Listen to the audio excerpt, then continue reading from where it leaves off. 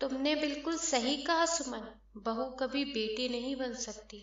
बहुओं में कभी अपने ससुराल के प्रति वो भाव पैदा ही नहीं हो पाते। प्रीति बुआ की बातें कड़वी जरूर थी, मगर सच थी। सुमन जी तो बस निशब्द हो उनकी ओर देखती ही रह गई। कोई जवाब नहीं था आज उनके पास प्रीति बुआ के कहे गए कटु वचनों का।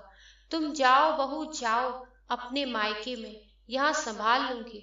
अब तक जब किया है तो आगे भी मैं ही करूंगी, प्रीति नेहा को इशारा करते हुए कहा। बुआ ने थोड़ा झिझकते हुए और उदास मन से नेहा अपने मायके जाने के लिए निकल गई। उसकी आंखों में दबे आंसू और होठों की झूठी मुस्कान आज प्रीति बुआ का मन बहुत अशांत कर रही थी। कभी भी अपनी भाभी सुमन से बहस ना करने वाली उनकी ननद प्रीति बुआ आज बोलने को मजबूर हो गई।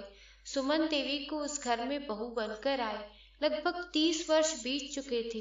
उनकी 2 संतानें थी, बेटा कुणाल और बेटी प्रिया।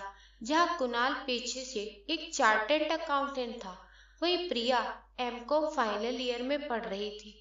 उनके बेटे कुणाल का लगभग 2 वर्ष पहले नेहा के साथ विवाह हुआ था। बड़ी धूमधाम से सुमन जी अपनी बहू को घर लाई थी। नेहा को आज भी याद आता है वो दिन जब डोली में बैठते वक्त उसकी सास ने उसके माँ पापा से ये वादा किया था कि उसके घर में बहू बेटियों में फर्क नहीं किया जाता और वो लोग चिंता ना करें। यूं तो नेहा को उस घर में कोई कमी ना थी। कुणाल और उसकी बनती भी खूब थी। प्रिया और वह भी ननद भाभी से पहले सहेलियों जैसा रिश्ता निभाती थी। बस उसके दिल में खिंचाव था तो एक ही बात का कि सुमन देवी उससे हमेशा एक दूरी बनाए रखती थी। कभी भी जो नेहा उनसे खुलकर बात करने की या हंसी मजाक करने की कोशिश करती तो वह तुरंत जवाब दे देती, बहू हो बहू की तरह रहो, बेटी बनने की कोशिश ना करो। हमारे यहाँ बहुओं के कुछ रीत रिवाज होते हैं, कुछ जिम्मेदारियां होती हैं और उन जिम्मेदारियों को बखूबी निभाना एक अच्छी बहू का फर्ज बनता है। इसमें कोई भी लापरवाही की गुंजाइश नहीं है। वैसे तो नेहा कभी पलटकर उन्हें जवाब न देती, मगर जो कभी कह भी देती कि मैं तो सिर्फ मजाक कर रही थी, तो आगे से उसे जवाब मिलता कि हंसी ठिठोली मजाक यह सब शादी से पहले मायके तक ही सीमित रहे या मायके में जाकर हो तो ही अच्छे लगते हैं। एक बहू के रूप में तो एक गंभीर और विचारशील दिखना चाहिए, वरना वह हंसी का पात्र बन जाती है।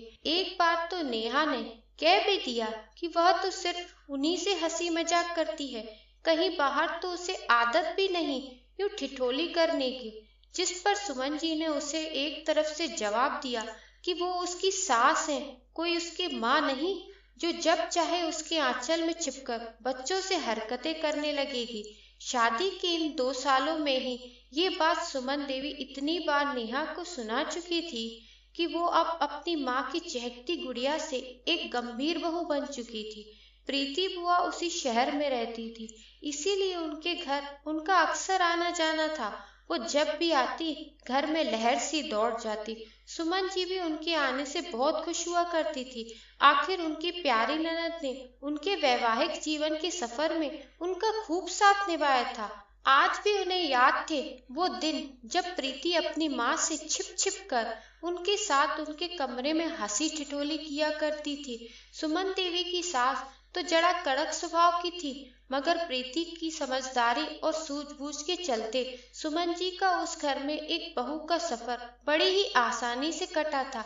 आखिर प्रीति एक बहन की तरह उनके लिए अपनी माँ से भी लड़ जाती, अपने भाई को भी समझाती। हाँ, अपनी माँ के मन में बसा हुआ बहू और बेटी का फर्क वह दूर नहीं कर पाई थी, मगर अपनी तरफ से उन्होंने सुमन जी से रिश्ते से पहले दोस्ती निभाने में कोई कसर नहीं छोड़ी। एक उम्र गुजर चुकी थी, मगर प्रीति बुआ का बर्ताव आज भी वैसा का वैसा ही था। जब भी वो आती घर का माहौल खुशनुमा हो जाता, मगर वो यह बात शायद भाप रही थी कि आज उनकी भाभी सुमन भी उनकी माँ के नक्शे कदम पर चलकर बहू और बेटी में फर्क कर रही थी। उन्हें नेहा का बदलता हुआ स्वभाव दिखाई दे रहा था, उसके मन के भाव भी बयान कर रहा था। इन 2 सालों में उसके बर्ताव में आए बदलाव से वो समझ रही थी कि आज सुमन जी भी कहीं ना कहीं उसकी माँ की हुई गलती दोहरा रही है, बिना यह सोचे समझे कि जो उसके मन पर गुजरती थी वही आज उनकी बहू के मन पर भी गुजरती होगी। प्रिया ने भी उन्हें कई बार बताया था कि कैसे माँ हर समय भाभी को बस जिम्मेदारियों का पाठ पढ़ाती रहती है, और अगर कभी वो समझने की कोशिश भी करे तो उसे यह कहकर चुप करा देती कि वह अभी छोटी है, नादान है, रिश्तेदारी निभाने की समझ उसमें नहीं। इशारों इशारों में कई बार उन्होंने सुमन जी को समझाने की कोशिश भी की, क्योंकि सुमन जी भी कोई बच्ची नहीं थी, इसीलिए वो सीधे तौर पर उनकी पारिवारिक दखलंदाजी नहीं करना चाहती थी। मगर आज जब वहां अचानक नेहा के मायके से फोन आया कि उसकी माताजी की तबीयत ठीक नहीं है और उसने अपनी सास सुमन जी से जाने की इजाजत मांगी, तो सुमन जी ने बड़े तीखे स्वरों में उसे हाँ कहते हुए सबके सामने सुना दिया कि वैसे भी कौन सी वो उनकी बेटी है जो घर पर रहकर रिश्तेदारों की आवभगत में उनका हाथ बटाएगी। बेटी तो वो अपनी माँ की ही रहेगी ना, जो एक फोन आने पर बस दौड़ी चली जाएगी। तो आखिर बहू ही है ना, सास के लिए वो भावना आखिर कहाँ से लाएगी। फिर खुद में ही बड़बड़ाने लगी, काश आज प्रिया को अपने दोस्त के यहाँ उसकी सगाई में ना जाना होता तो उनकी बेटी उनका साथ देती। बहुरानी ने तो यह भी नहीं सोचा कि घर पर कोई नहीं है, सास के भी घुटनों में दर्द है, वो अकेली चाय नाश्ते का इंतजाम कैसे कर पाएंगी। बस चल दी अपनी माँ के पास। फिर अचानक जोर से बोली, पता है जीजी, बहू कभी बेटी नहीं बन सकती। अब तो प्रीति बुआ से भी रहा न गया। वो भी वैसे ही तीखे स्वरों में बोली, तुमने बिल्कुल सही कहा सुमन, बहू कभी बेटी नहीं बन सकती। तुम भी तो नहीं बन पाई थी। बहुओं में कभी अपने ससुराल के प्रति वो भाव पैदा ही नहीं हो पाते। क्या करे, सास माँ का ओहदा ले ही नहीं पाती। यही मेरी माँ ने तुम्हारे साथ किया था और यही उनसे सीखकर अब तुम अपनी बहू के साथ कर रही हो। हाँ, मगर उस वक्त जो तुम्हारे मन में पीड़ा उठती थी वो तुम पूरी तरह भूल चुकी हो। याद है जब वो मुझ में और तुझ में तुलना करती थी, मुझे बेटी का सारा प्यार और तुम्हें केवल जिम्मेदारियां दिया करती थी, तब तुम्हें कितनी ठेस पहुंचती थी। तुम अपनी माँ को याद करके कितना रोया करती थी। मैं ही कितनी बार माँ से तुम्हें झूठ बोलकर तुम्हें तुम्हारे मायके ले गई थी उन सब से मिलवाने, तब तो तुम्हें इन सब बातों में कोई खोट नहीं दिखाई देता था। तो फिर आज तो बहू तुमसे आज्ञा लेकर जा रही थी, ऐसी क्या गलती कर दी उसने कि तुमने उसमें और प्रिया में तुलना कर दी। तुम पर जो गुजरी है उससे सीख लेकर अपनी बहू के लिए दूसरी माँ बनने के बजाय तुम तो उसे हर वक्त इस घर में परायेपन का एहसास कराने पर तुली हो।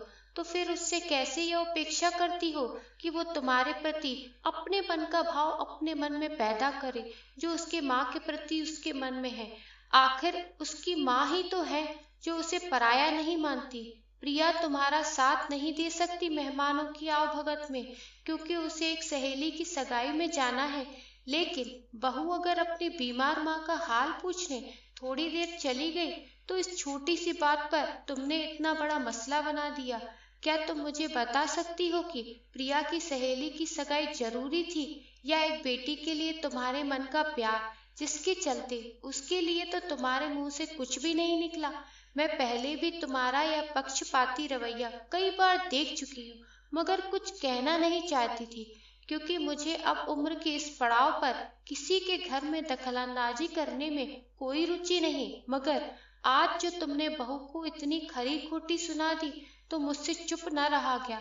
मैं बस तुमसे केवल इतना ही कहना चाहूंगी, अगर तुम मुझे आज भी ननद से पहले अपनी सहेली मानती हो और कहीं अगर तुम्हारे मन में यह भाव है कि मैंने उस घर में सदा तुम्हारा साथ दिया है, तो आज भी सच मानो तुम्हारे जीवन को सुखी बनाने के लिए मैं तुम्हें यह मंत्र देना चाहूंगी कि पहले तुम सास बनना छोड़कर एक पराई लड़की की माँ बनकर देखो, उसे अपनी बेटी बनाकर देखो।